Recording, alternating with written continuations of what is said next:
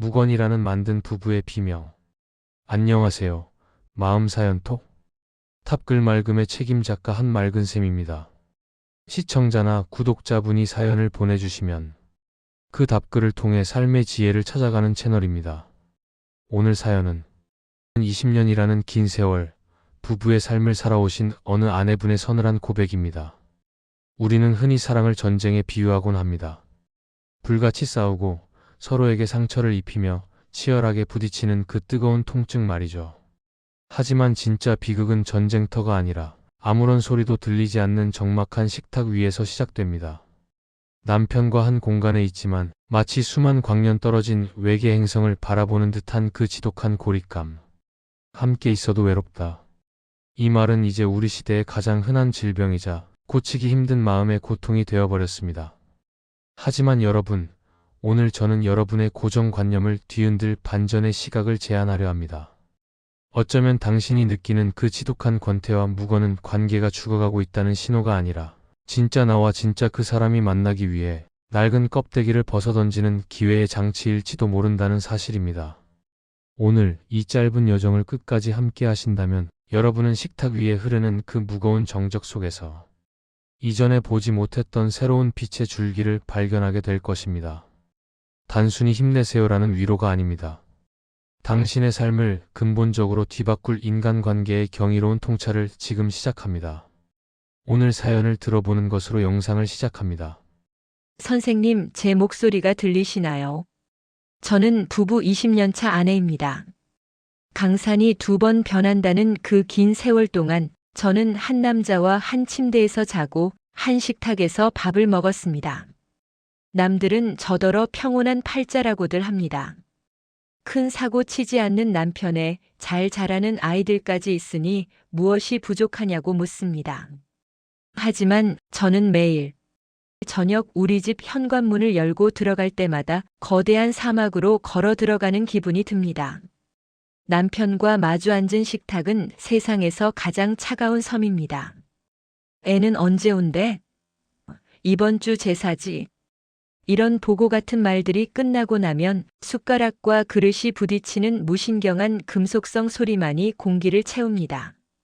차라리 예전처럼 소리 지르며 싸웠으면 좋겠습니다. 그때는 서로의 가슴에 생채기라도 냈으니 살아있다는 실감이라도 났지요.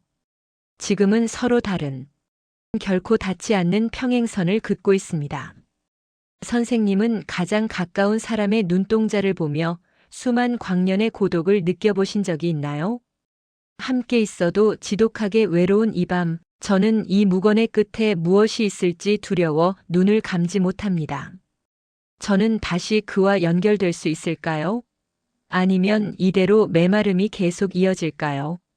사연자님, 당신의 사연 사이사이에서 한숨을 듣고 답답함과 외로움을 느낍니다. 20년의 세월을 견뎌온 당신의 인내 끝에 오늘 이토록 깊고 처연한 질문을 우리에게 던질 수 있었던 것이겠지요. 이 사연은 단지 한 개인의 이야기가 아닙니다. 이 시대를 살아가는 수많은 식탁 위의 섬들에게 보내는 SOS이자 우리 모두가 직면해야 할 인간 실존의 문제입니다. 여러분, 사연자분의 고통에 귀를 기울여 주십시오. 그리고 여러분의 마음속에만 가두어 두었던 그 무거운 이야기들도 이곳으로 보내주세요. 당신의 사연이 누군가에게는 생의 마지막 희망을 붙잡게 하는 지혜의 등불이 될지도 모릅니다. 익숙함이라는 감옥을 부수고 나가는 법. 당신이 겪고 있는 그 지독한 고립감의 정체를 저는 오늘 냉철한 시선과 따뜻한 은유를 합쳐 해부해 보려 합니다. 우리는 흔히 사랑이 변해서 무건히 거리감이 찾아왔다고 생각합니다. 하지만 사실은 그 반대입니다. 우리가 서로를 다 안다고 생각하는 오만이 찾아올 때 사랑은 비로소 무건의 감옥에 갇히게 됩니다. 익숙함이라는 이름의 폭력. 함께하는 익숙한 세월은 축복이기도 하지만 관계에 있어서는 치명적인 맹점을 만듭니다.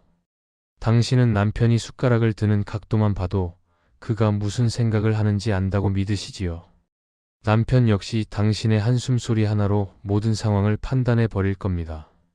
당신이 그를 다 안다고 규정하는 순간, 그도 당신을 다 안다고 생각하는 순간 두 영혼은 박제된 표본이 됩니다. 당신이 보고 있는 것은 살아있는 그가 아니라 당신의 뇌 속에 저장된 20년 전부터 업데이트 되지 않은 남편이라는 데이터는 아닌지요. 그도 마찬가지이고요. 묵어는 단절이 아닌 새로운 언어의 시작. 사연자님은 싸우던 시절을 그리워합니다. 하지만 그것은 연결이 아니라 충돌이었습니다. 지금의 묵언이 그토록 괴로운 이유는 당신이 그 묵언을 공백으로 여기기 때문입니다. 신경숙 소설가는 그의 문장에서 침묵을 말보다 더 많은 것을 품고 있는 보자기로 묘사하곤 합니다. 지금 당신의 식탁 위에 흐르는 그 무거운 정적은 어쩌면 두 사람이 각자의 내면으로 깊이 침잠하고 있다는 신호입니다. 20년 동안 밖으로만 향했던 에너지가 이제는 갈 곳을 잃어 안으로 굽어드는 시기인 것이지요. 이것을 외로움이라 부르지 말고 둘 사이에 찾아온 고독의 공유, 새로운 관계의 시작이라고 불러보십시오. 기능적 대화를 넘어선 존재의 응시. 애는 언제 온대?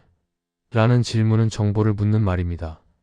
이것은 상대방을 정보를 제공하는 도구로 대하는 것이죠. 이제 부부는 나와 너의 관계로 나아가야 합니다. 질문을 바꿔야 합니다. 남편은 애는 언제 와? 가 아니라 오늘 당신의 마음은 어디에 머물렀나요? 라고 물어야 합니다. 아내도 남편에게 오늘 늦는데 희고 그칠 것이 아니라 오늘 늦는데 근데 요즘 걔도 마음이 조금 힘든가 봐. 하고 자녀의 정보가 아니라 자녀의 존재에 대해 말해야 합니다. 설령 그가 대답하지 않더라도 그를 누군가의 역할의 기능이 아닌 한 인간 존재의 신비로 대하기 시작할 때 식탁의 공기는 미세하게 떨리기 시작합니다. 거리를 존중과 사랑으로 바꾸는 법. 사원의 기둥들도 서로 떨어져 서 있고 떡갈나무와 사이프러스 나무도 서로의 그늘 속에서는 자랄 수 없다고 어떤 시인이 말합니다. 당신이 느끼는 괴리감은 두 사람이 하나가 되지 못해서 생기는 것이 아니라 서로가 서로에게 너무 침범해 있어서 숨을 쉴 공간이 없기 때문에 생기는 역설적인 증상일 수 있습니다. 그를 당신의 외로움을 채워줄 보급부대로 생각하지 마십시오. 물론 그도 나를 그렇게 대하면 안 되지요. 나도 그 역시도 자신만의 사막을 걷고 있는 고독한 순례자입니다. 우리는 서로를 고독한 순례자로 대할 때 그 사이에 사랑 혹은 이해, 배려라는 생기가 솟아납니다. 투명 인간이 된 당신을 다시 세우는 법. 남편과의 연결을 갈구하기 전에 자기 자신과의 연결을 먼저 확인하십시오. 당신은 20년 동안 누구의 아내, 누구의 엄마로 사느라 정작 당신이라는 영혼이 무엇에 목말라 하는지 잊어버린 것은 아닌가요? 반취약성이라는 단어를 외워놓으십시오. 반취약성은 충격과 혼란을 통해 더 강해지는 성질이죠. 이 고립감을 당신의 내면을 단단하게 만드는 재료로 삼으십시오. 당신이 스스로 충만해져서 빛을 내기 시작할 때 그 빛은 자연스럽게 건너편에 앉은 남편의 어둠을 비추게 될 것입니다.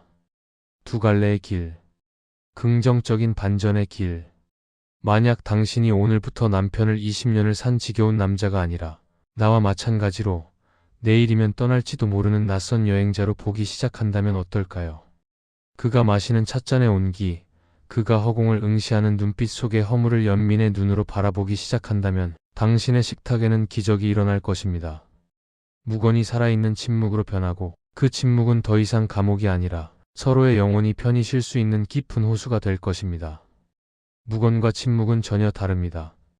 우리가 서로 스스로의 내적인 침묵이 있을 때 둘의 관계가 살아납니다. 침묵에서 말이 살아나고 고요한 내적인 침묵에서는 나도 그도 생생하게 살아납니다. 그리고 그 침묵에서 마음의 소통이 시작됩니다. 그때 비로소 20년의 세월은 권태가 아닌 숙성이라는 이름으로 다시 태어날 것입니다. 부정적인 정체의 길. 하지만 여전히 상대방이 먼저 변하기를, 그가 먼저 다정하게 말을 건네주기를 기다리며 그도 나에게 똑같은 것을 기대한다면 그 식탁은 결국 영혼의 묘지가 될 것입니다. 그리고 익숙함이라는 독에 중독되어 서로를 투명인간 취급하는 부부의 삶, 육체는 살아있으나 정신은 죽은 좀비의 만남과 다를 바 없게 될 것입니다. 그 끝에는 서로에 대한 원망과 생의 마지막 순간에 지독한 후회만이 남게 되겠지요. 관계의 심연을 건너는 고전의 지혜. 사연자님, 이제 우리는 조금 더 깊은 지혜의 영혼의 우물로 내려가 보려 합니다. 당신이 느끼는 그 고통은 인류의 스승들이 수천 년 전부터 고민해온 실존적 고독입니다. 마르틴 부버의 나와 너. 현대 심리학의 거장들은 부부 관계의 위기를 기술적인 대화법의 부재로 보지만 마르틴 부버는 관계의 본질을 말합니다. 그는 우리가 타인을 그 자신이 아니라 나를 어떻게 대해줘야 하는 대상으로 대할 때 관계는 죽는다고 했습니다. 우리가 타인을 대상으로 대하지 않고 그를 살아있는 존재 자체로 볼 때 우리의 관계는 살아납니다. 에리 프롬의 사랑의 기술 더 아트 오브 러빙. 에리 프롬은 사랑을 주고 받는 문제가 아니라 능력의 문제라고 단언했습니다. 당신이 외로운 이유는 누가 사랑을 주지 않아서가 아니라 부부의 사랑하는 능력이 권태라는 정체기에 빠졌기 때문일 수 있습니다. 프롬이 강조한 사랑의 4가지 요소는 보살핌, 책임, 존중, 지식입니다. 특히 지식에 주목하십시오.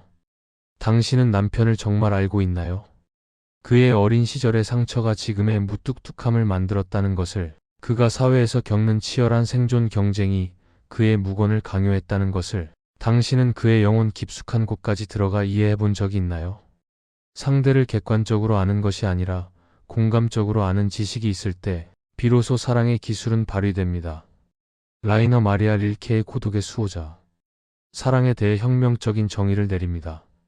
사랑이란 2개의 침묵이 서로를 보호하고 경계를 지어주고 인사를 나누는 것이라고 말이죠. 우리는 사랑하면 하나가 되어야 한다고 믿습니다. 하지만 하나가 되려는 강박이 상대를 질식시킵니다. 당신이 느끼는 거리감을 단절이 아닌 존중의 거리로 재정의하십시오. 남편이 혼자만의 동굴에 들어가 있다면 그 동굴 문 앞을 지켜주는 파수꾼이 되어주는 것, 그것이 20년 차 부부가 도달할 수 있는 가장 높은 경지의 사랑입니다. 물론 남편도 동굴 놀이를 그만하고 동굴 밖 아내에게 눈길을 보내야 하지요. 의미요법. 당신들의 묵언에도 의미를 부여하십시오. 이 묵언은 당신들로 하여금 말의 소중함을 깨닫게 하기 위한 훈련일 수도 있고, 타인에게 기대지 않고 스스로 일어서는 단독자로서의 위엄을 갖추게 하려는 우주의 섭리일 수도 있습니다. 이 외로움이 당신을 죽이지 못한다면 당신은 이 과정을 통해 이전보다 훨씬 깊고 단단한 내면을 가진 여성으로 거듭날 것입니다. 사연자 선생님, 외로움은 당신이 잘못 살아서 온 손님이 아닙니다. 당신이 인간이기 때문에, 그리고 더 깊은 사랑을 할 준비가 되었기 때문에 찾아온 귀한 손님입니다. 그 외로움을 쫓아내려 하지 말고 오늘 밤 그 외로움과 함께 차 한 잔을 마셔보십시오. 그 끝에서 당신은 보게 될 것입니다. 식탁 맞은편에서 당신만큼이나 지독한 고독을 견디며 꾸역꾸역 밥을 밀어넣고 있는 한 가여운 인간의 뒷모습을요. 그 뒷모습이 가슴 저리게 다가올 때 묵언은 깨지고 진정한 의미의 첫 대화가 시작될 것입니다. 우리 모두는 서로 부족한 인간임을 수용할 때 나는 그를, 그는 나를 존중하고 배려하는 힘이 생깁니다. 그 힘이 곧 사랑이지요. 에필로그. 남편분에게도 이 영상을 꼭 공유하시기를 권합니다. 그리고 오늘 우리가 나눈 이야기가 당신의 식탁 위에 작은 변화의 씨앗이 되었기를 바랍니다. 혹시 오늘 저녁 남편의 무뚝뚝한 손등 위에 얹힌 세월의 잔주름을 찬찬히 들여다보고 싶어지셨나요? 만약 그렇다면 당신은 이미 가장 위대한 연결의 길로 들어선 것입니다.